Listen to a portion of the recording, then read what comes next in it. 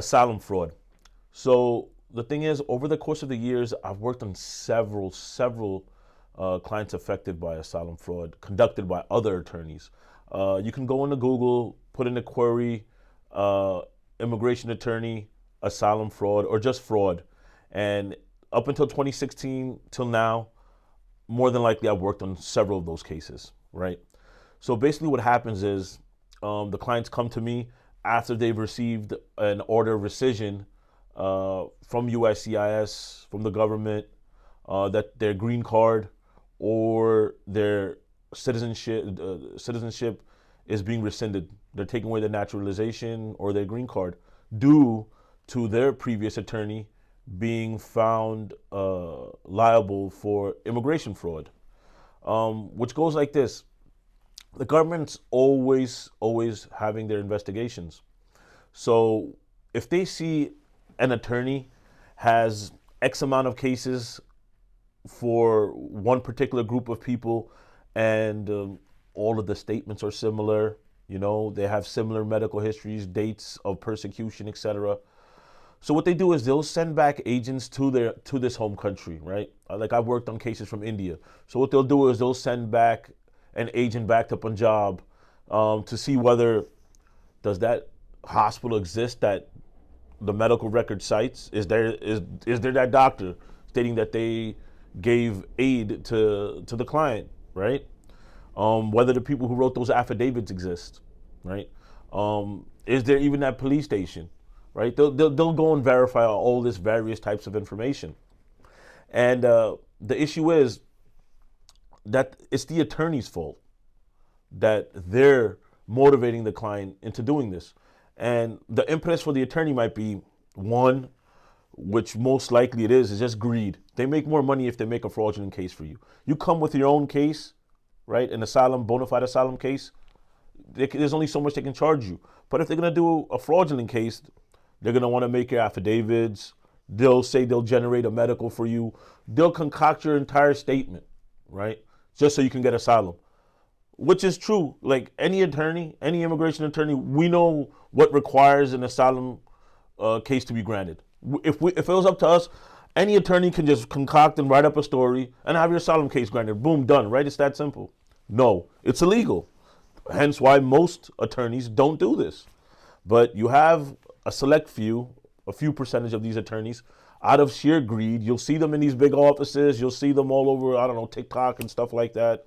Instagram, they're known to be getting cases passed. Other clients are well aware of these attorneys, right? They charge the exorbitant fees. And even when clients have, like I said, bona fide claims, they're gonna push the client, oh, you have a weak claim. Don't pursue it. Let me handle your asylum claim. But what clients need to understand that is if you hire an attorney like this, you're not only jeopardizing your bona fide claim, you're jeopardizing your family members that you're going to be eventually sponsoring to come here. Maybe your wife, your kids. Whatever cases this attorney works on, he might only have 20% of his cases, 10% of his cases that are fraudulent. Usually it's higher. It might be half, right? They're just trying to make money. These are greedy attorneys. So what happens is when the government does this investigation, they come back, they find out none of these medicals existed. All these statements are similar, mind you, maybe the dates are changed here and there, right? But they're all the same. Like I said, Google it. You'll see everything that I'm saying. I've worked on these cases. I don't want to cite these guys. I don't want to popularize these fraudulent attorneys any much more than they already have been, right? So what happens once the investigation's conducted, they'll go back to the law firm. They'll see every single person that had that attorney on record for their claim.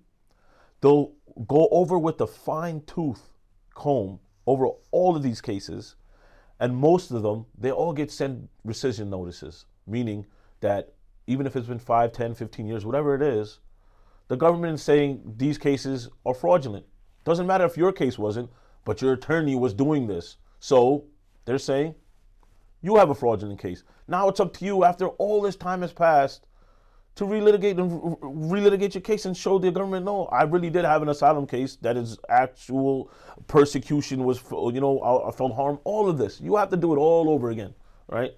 Now, is it that easy? We all know it's pretty difficult to get your asylum case granted as is, right? And now you have to relitigate it after all these years. Do you still remember the dates, right? Can you still get any updated affidavits, a medical record, or do those persecutors even exist? Because a lot of times what I've seen is change circumstances. That party isn't in power anymore, or the person that terrorist group that was threatening you has been pacified. They don't exist anymore. Do you have an asylum claim now? Can you pass? More than likely, who knows? But why jeopardize yourself in that manner, right? There's no reason to go to these type of attorneys. You're only jeopardizing yourself. And honestly, this is why you see in several circuits. So the Ninth Circuit it does the West Coast, right? So a lot of cases under that jurisdiction for the EOIR, attorneys are being confronted with the matter of RKK, right? So which is stating that the court can say adverse credibility for this client because his statement is pretty similar to those of other clients, not from that attorney, but just in general, just for that particular claim, right? So this is just one of the ways this manifests, where you have these fraudulent attorneys just messing the asylum system for everyone else that has a legitimate claim. So if an attorney offers to do your claim for you, write up your affidavit because you have a weak claim, don't listen to him.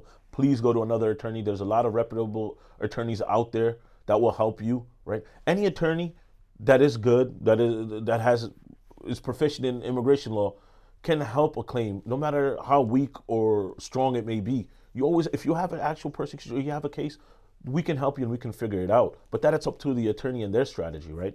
So don't go to these attorneys making up these false claims and messing up the entire asylum system. And if you need help in your asylum case and you're confronted with these type of attorneys and you're thinking, well, this person has gotten my friends a green card through getting his asylum granted, or I've heard of him, I just have to pay him a little bit more. Please, please don't. I'm telling you, I've been telling other clients this. These attorneys' cases, it's just a matter of time. And nowadays, the software is so much more advanced. Before, you'd have to send people back to India or whichever country to conduct an investigation. Now you have these AI-generated software systems. You just put all of these statements together see everything that this attorney has submitted, it's all been scanned already. They put it through a system and everything, 70% of all of his claims, all similar. What happens then? Boom, all you guys get rescission notices. You're not a green card holder anymore. You're not a naturalized citizen. Then you're gonna call someone like me and then pay 10 times the amount to fix that case. Not 10, but you get what I'm saying. It's not worth it in the long run. Go with a reputable attorney. And if you need help in any of your immigration matters, you need help in your asylum claim, no matter where you are in the country. I've helped people in California, like I said earlier, Washington, Chicago, Indiana. I've gone all over the country helping people win their cases. And if you need help, please call me, 718-489-9876. We win.